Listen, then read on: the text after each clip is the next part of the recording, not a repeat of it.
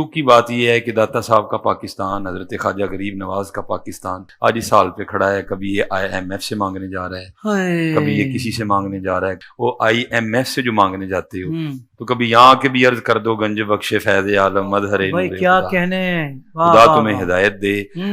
تمہاری عقل پہ پتھر پڑ گئے. یہ حضور نبی علیہ السلام کا فیض ہے. ادھر سے نہیں خزانے ختم ہو گئے. انما انا قاسم اللہ یؤتی، یہ نہیں ختم ہوگا. کہنے والے بھی سلطان الہند ہیں. یہ نہیں کہ زید نے کہہ دیا، بکر نے کہہ دیا. دیکھو تجھے کہنے والے کون ہیں؟ گنج بخش فیض عالم مظہر نور خدا نہ کی سارا پیر کامل. داتا حضور کشف المحجوب میں لکھتے ہیں یہ فکرے ان کی زبان سے تب ادا ہوئے جب اس درخت کے نیچے تھے جس کے اوپر میں چڑھا ہوا تھا. آپ فرماتے خدا کی عزت و عظمت کی قسم، پورا درخت، اس کی ٹہنیاں، اس کا تنا، اس کی جڑیں بھی سونے کی ہو گئی. سارا ہی سونے کا ہو گیا. اب وہ جو ہے نا وہ مٹی اٹھانے کے لیے نیچے ہوا تو نیچے دیکھا تو زمین سونے کی. زمین سونے کی. حضرت یہ کیا ہوا؟ دائیں دیکھا تو سونا، بائیں دیکھا تو سونا، آگے دیکھا تو سونا، پیچھے دیکھا تو سونا. اب بابا جی نے کام کیا تھا، کیوں نہیں مٹی دیا ٹیما پھڑان دیا. اور کرتا حضور کہاں سے پکڑاؤں، مٹی ہے ہی نہیں، جہاں تک نظر جاتی سونا ہی سونا ہے.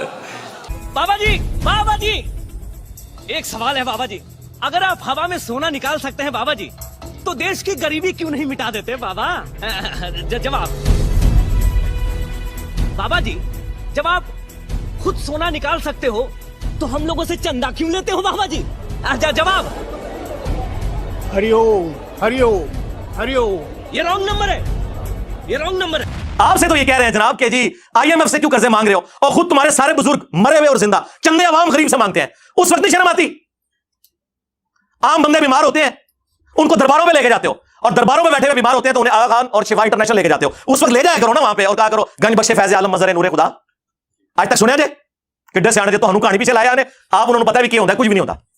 حکمران تو آپ کی نظر میں فاسق ہیں، فاجر ہیں، مجرم ہیں. آپ تو نیک روحیں ہیں نا، ساری نیک روحیں پاکستان کی اکٹھی ہو کے جائیں درباروں میں اور جا کے ان سے ریکویسٹ کریں کہ جی ہمارا یہ IMF کا قرضہ اتار دیں، ہماری بجلی پوری کر دیں.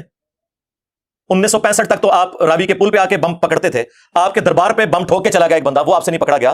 ہو سکتا ہے ان دنوں میں آپ کسی وزٹ کے اوپر ہوں تو مہربانی کریں اب تو اس ملک کے اوپر کوئی نظر کرم فرمائے. پوری دنیا میں بابوں کے جتنے واقعات ہیں نا جو مصباحی صاحب بھی سناتے ہیں، یہ کتاب 800 سال پہلے فرید الدین عطار نے لکھی ہے، جس کو منگولوں نے قتل کیا تھا. میں بھی منگولوں کی اولاد ہوں ہاں، لیکن اس ٹائم وہ کافر تھے، اللہ نے ان کو مسلط کیا مسلمانوں پہ. اب اسلام کی دولت سے سرفراز کر کے مجھے مسلط کر دیا ان کے اوپر.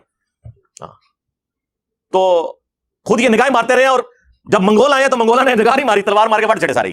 انہوں کی نگاہ ہوتے ہی رہ گئی. تو فرید الدین عطار نے تذکرۃ الاولیاء میں بازید بستامی کے بارے میں لکھا ہے کہ لوگ ان کے اوپر خام خواہ الزام لگاتے ہیں، ان کے منہ سے تو اللہ بولتا تھا. اگر انہوں نے یہ کہہ دیا کہ قیامت کے دن محمد اور تمام نبی میرے جھنڈے کے نیچے ہوں گے تو اس سے کیا فرق پڑتا ہے؟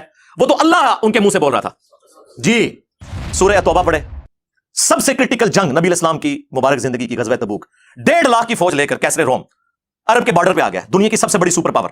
اور نبی علیہ السلام کے پاس صرف 30,000 جانثار صحابہ ہیں جن کے پاس سامان بھی پورا نہیں ہے، اور مخالفت میں 1.5 لاکھ کا لشکر. باقی صحابہ جا نہیں سکتے ساتھ.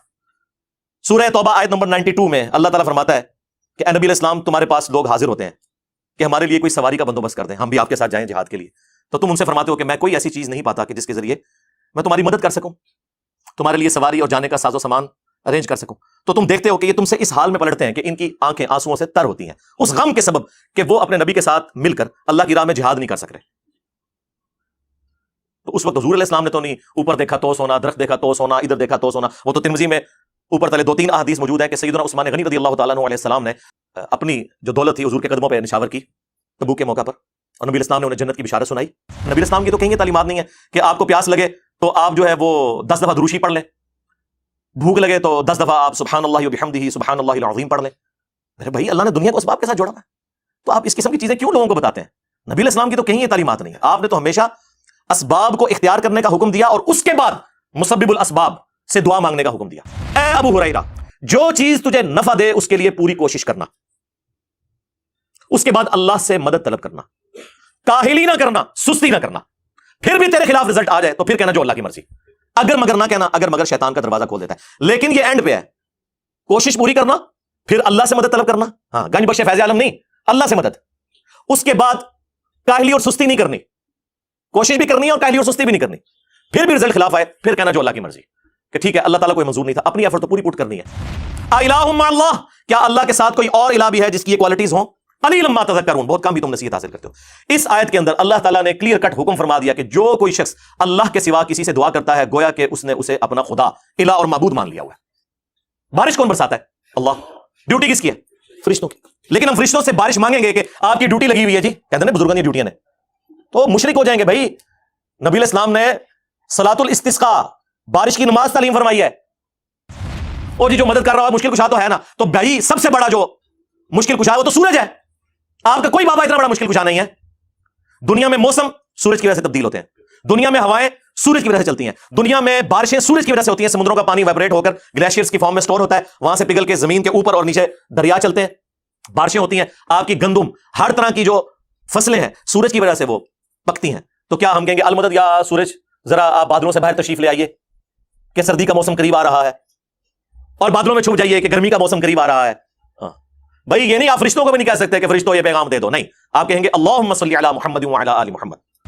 اور ہمارے نبی علیہ السلام کو اللہ تعالیٰ قرآن میں فرما رہا ہے وَإِذَا سَأَلَكَ عِبَادِي عَنِّي فَإِنِّي قَرِيبٌ، اے نبی جب کبھی بھی میرے بندے آپ سے میرے بارے میں پوچھیں تو فرماؤ میں تمہارے بالکل قریب ہوں، اجیب الدعوۃ الداعی اذا دعان، ہر پکارنے والے کی پکار کو سنتا ہوں جب وہ مجھے پکارے۔